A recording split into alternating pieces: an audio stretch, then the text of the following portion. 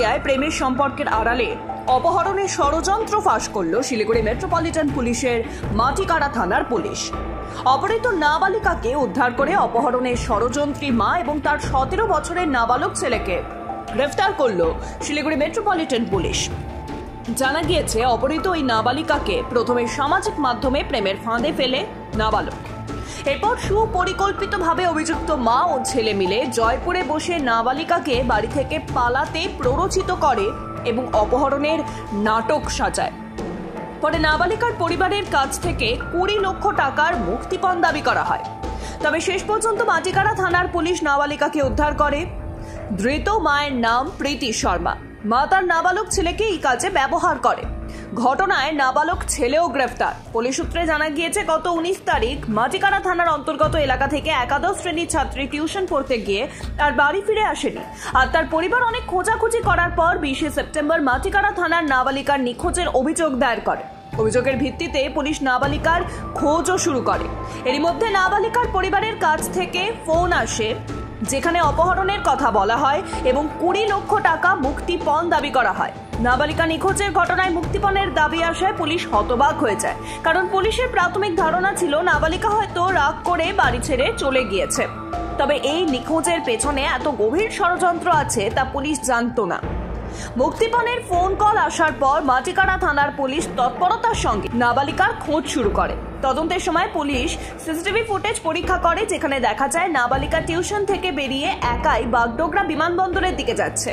এটি পুলিশকে প্রথম সূত্র হিসেবে সাহায্য করে। এরপর পুলিশ নাবালিকার ফোনের টাওয়ার লোকেশন শনাক্ত করে এবং জানতে পারে যে নাবালিকা বাগডোগরা বিমানবন্দর থেকে দিল্লি হয়ে জয়পুরে পৌঁছেছে। তদন্ত চলাকালীন পুলিশ আরও জানতে পারে যে মুক্তিপণের জন্য ফোনটি জয়পুর থেকেই করা হয়েছিল। এরপর তদন্তে জানা যায় যে নাবালিকার অপহরণের পিছনে একটি গভীর ষড়যন্ত্র রয়েছে।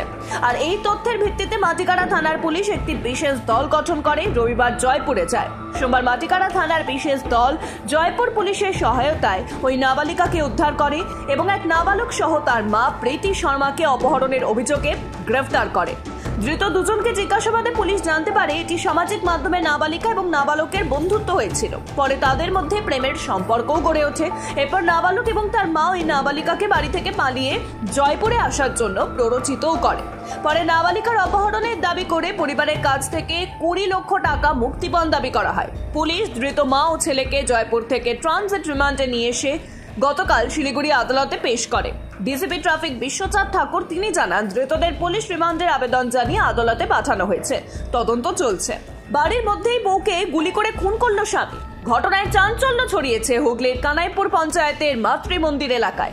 গতকাল বিকেল 5টা নাগাদ ঘটে এই ঘটনা। পেশায় রাজমিস্ত্রি প্রসেনজিৎ বারুই নিজের 5 বছরের ছোট ছেলের সামনে গুলি করে খুন করেন তার স্ত্রীকে। মৃত মহিলার নাম মৈত্রেয়ী বারুই। ঘটনায় কানাইপুর ফাঁড়ির পুলিশ গ্রেফতার করেছে প্রসেনজিৎ বারুইকে। স্থানীয় সূত্রে খবর, বছর 6 আগে বিয়ে হয়েছিল মৈত্রী এবং প্রসেনজিতের। তাদের 5 বছরের একটি ছোট্ট সন্তানও রয়েছে। গতকাল বিকেলে ঘরের মধ্যে বসে খাওয়া দাওয়া করছিল স্ত্রী এবং সেই সময় এসে গুলি চালায় প্রসেনজিৎ। আহত মহিলাকে নিকটবর্তী কানাইপুর গ্রামীণ হাসপাতালে নিয়ে আসা হলে চিকিৎসকেরা তাকে মৃত বলে ঘোষণা করে। ঘটনায় শ্বশুর পরিমল বারুই জানান, তারা বাড়িতে ভাত খাচ্ছিলেন আর সেই সময় তার ছেলে বাইরের বাথরুমের জায়গা থেকে কোনো একটি জিনিস ঘরে নিয়ে আসে। তার দাবি, তার ছেলে জানতো না ওটা খেলনা বন্দুক না আসল বন্দুক। জিনিসটি নিয়ে বউকে দেখানোর জন্য নিয়ে এসেছিল। আর হঠাৎই বাজি ফাটার মতো শব্দ পান তারা। দৌড়ে ঘরে এসে দেখেন বউয়ের গলা দিয়ে রক্ত বেরোচ্ছে। তড়িঘড়ি তাকে হাসপাতালে নিয়ে আসা হলে চিকিৎসকেরা মৃত বলে ঘোষণা করেন তাকে। ঘটনার তদন্ত শুরু করেছে উত্তরপাড়া থানার পুলিশ। এরই মধ্যে অভিযোগের ভিত্তিতে গ্রেফতার করা হয়েছে স্বামীকে। তার কাছে আগ্নেয়াস্ত্র কোথা থেকে এলো খতিয়ে দেখছে পুলিশ। বর্ধমান রাজ কলেজের অধ্যক্ষের পদত্যাগের দাবিতে ছাত্রছাত্রীদের বিক্ষোভ আন্দোলনে বুধবার রাজ কলেজ চত্বরে। ছাত্রছাত্রীদের দাবি, বহুদিন ধরে কলেজের পরিকাঠামো নষ্ট হয়ে রয়েছে আর সেই বিষয়ে কোনো পদক্ষেপ গ্রহণ করছেন না অধ্যক্ষ। বারবার বলা সত্ত্বেও কোনো পদক্ষেপ নেওয়া হচ্ছে না। একদিকে কলেজের খেলার মাঠ, মহিলাদের কমন টয়লেট, ক্লাসরুম, কলেজের সিসি ক্যামেরা নেই, কলেজের গেটে পরিকাঠামো নষ্ট, কলেজের ক্যান্টিন বন্ধ হয়ে পড়ে থাকে। এইরকম কলেজ প্রাঙ্গণে নানান জায়গায় সৌন্দর্যায়ন নষ্ট হয়ে পড়ে রয়েছে, কিন্তু সেই পরিকাঠামো ঠিক করার ক্ষেত্রে নজর নেই কলেজ কর্তৃপক্ষ এবং প্রিন্সিপালের। তাছাড়াও কলেজের ফিস বাড়ানো, ক্লাস ঠিক মতো না হওয়া, এরকম নানান দাবি দাবা নিয়ে গতকাল কলেজের ছাত্রছাত্রীরা সামিল হয়েছিলেন এই বিক্ষোভ আন্দোলনে।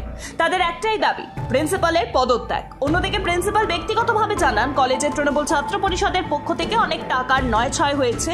তারা কলেজের আয় ব্যয়ের হিসেব নাকি পেশ করেননি। কলেজের সোশ্যালের টাকা নানান জায়গা থেকে তোলা হয়েছে। কিন্তু অন্যদিকে কলেজের ছাত্রছাত্রী থেকে শুরু করে তৃণমূল ছাত্র পরিষদের ছাত্ররা জানান, এইরকম কোনো কিছু কলেজের টাকা নয়-ছয়ের ঘটনা ঘটেনি। যদি সেরকম কিছু হয়ে থাকে তাহলে আইনি ব্যবস্থা রয়েছে, সেই দিকে কলেজ কর্তৃপক্ষ এগোবে নিশ্চয়ই। পুজোর মুখে বড়সড় সাফল্য পেল শিলিগুড়ি আবগারি দপ্তর। রাজস্ব ফাঁকি দিয়ে বেআইনিভাবে মদ বিক্রি করতে নিয়ে আসা বিপুল পরিমাণে সিকিমের মদ আটক করল আবগারি দপ্তর। ঘটনায় বাজেয়াপ্ত করা হয়েছে বিভিন্ন নামী কোম্পানির বেআইনি মদ। গ্রেফতার 2 ব্যক্তি। যদিও তদন্তের স্বার্থে ধৃতদের নাম প্রকাশ্যে আনেনি আবগারি দপ্তর। জানা গিয়েছে, স্পেশাল কমিশনার অফ রেভিনিউয়ের কাছ থেকে পাওয়া গোপন সূত্রের তথ্যের ভিত্তিতে এই অভিযান চালায় আবগারি দপ্তর। মঙ্গলবার রাতে আবগারি বিভাগের কাছে খবর আসে, সিকিম থেকে একটি 4 চাকা গাড়ি করে প্রায় 19 লক্ষ টাকার মদ দার্জিলিং জেলায় ঢুকছে। আর এই খবরের ভিত্তিতে অভিযানের জন্য একটি টিম সাজায় আবগারি বিভাগের আধিকারিকরা। দার্জিলিং এর ঘুম এবং জোরথাং এলাকাতে ওই বেআইনি মদ বোঝাই পিকআপ ভ্যানটি ঢোকার কথা ছিল। আর সেই মতো ঘুম এবং জোরথাং এলাকাতে ফাঁদ পাতে আবগারি দপ্তরের বিশেষ দলটি। কিছুক্ষণ অপেক্ষা করার পরই গোপন সূত্রে খবর পাওয়া যায় এবং তা সত্যি হয়। আবগারি বিভাগের চোখে পড়ে যায় ওই পিকআপ ভ্যানটি। এরপর আবগারি বিভাগের বিশেষ দলটি ওই পিকআপ ভ্যানটির পিছু নেয়। অবশেষে দার্জিলিং এর মকাইবাড়ি চা বাগান এলাকায় রাজস্ব ফাঁকি দিয়ে সিকিম থেকে নিয়ে আসা বেআইনি মদ বোঝাই পিকআপ ভ্যানটিকে আটক করতে সক্ষম হয় আবগারি দপ্তর। গাড়িটিতে তল্লাশি করতেই বেরিয়ে আসে কার্টুন কার্টুন বেআইনি মদ। হিসেব করে দেখা যায়, পিকআপ ভ্যান গাড়িটি সহ প্রায় 19 লক্ষ টাকার বেআইনি মদ সিকিম থেকে নিয়ে আসা হচ্ছিল দার্জিলিং জেলায়। আর এই ঘটনায় গাড়ির চালক সহ 2 জনকে গ্রেফতার করেছে আবগারি বিভাগ।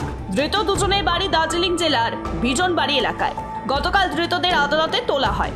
পাশাপাশি এই মাদক পাচার কাণ্ডে আর কারা জড়িত রয়েছে তার তদন্ত শুরু করেছে আবগারি বিভাগ। উত্তরবঙ্গের আবগারি দপ্তরের স্পেশাল কমিশনার সুজিত দাস তিনি বলেন, পুজোর আগে এই ধরনের ঘটনা বৃদ্ধি পায়, আর সেই কারণেই আবগারি দপ্তরের সমস্ত আধিকারিকদের সজাগ দৃষ্টি রাখতে বলা হয়েছে।